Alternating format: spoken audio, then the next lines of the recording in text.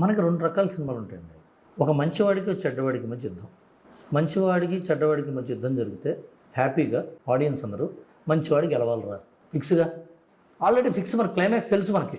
ఎలా కొట్టాడు, వీడికి వచ్చిన కష్టాలేంటి, వీడు కొట్టకపోతే వచ్చే కష్టాలేంటి, కొట్టేసిన తర్వాత వచ్చే సుఖం ఏంటి. కానీ ఇంకో కథ ఉంది. ఒక మంచివాడికి మధ్య గొడవ. అది ఎంత కష్టం, అది ఎవడి వైపు సైడ్ తీసుకుంటావు నువ్వు? RRR. మంచివాడికి మధ్య గొడవ, అది డ్రామా అంటారు దాన్ని.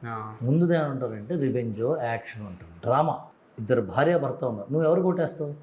ఎవరికి వేయలేము, కష్టం కదా, నలిగిపోతాం. అన్నదమ్ములు ఉంటారు, ఎవరికి వేస్తాం? తండ్రి కొడుకులు ఉంటారు, ఎవరికి వేస్తాం?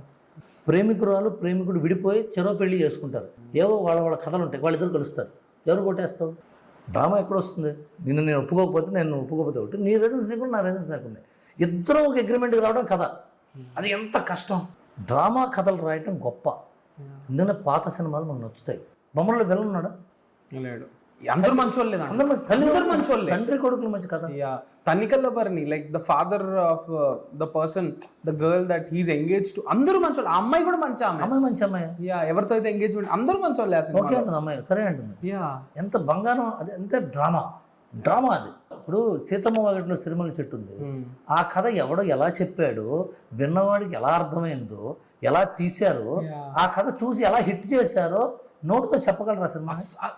సార్ శ్రీకాంత్ ఉంటుంది సార్ ఆ సినిమాకి. అసలు దాంట్లో ఎమోషన్ ఉంది, దాంట్లో అన్నదమ్ములు ఉన్నారు, దాంట్లో తండ్రి కొడుకులు ఉన్నారు, దాంట్లో పెంపుడు మరదలు ఉంది. ఎంత యూనిక్గా ఉంది ఆ ఫ్యామిలీ. ఇవేమీ కాకుండా వీళ్ళని వదిలేసి వీళ్ళని హీనంగా చూస్తున్న మేనమా ఉన్నాడు, ఆవిడకు కూతురు ఏడ్చింది.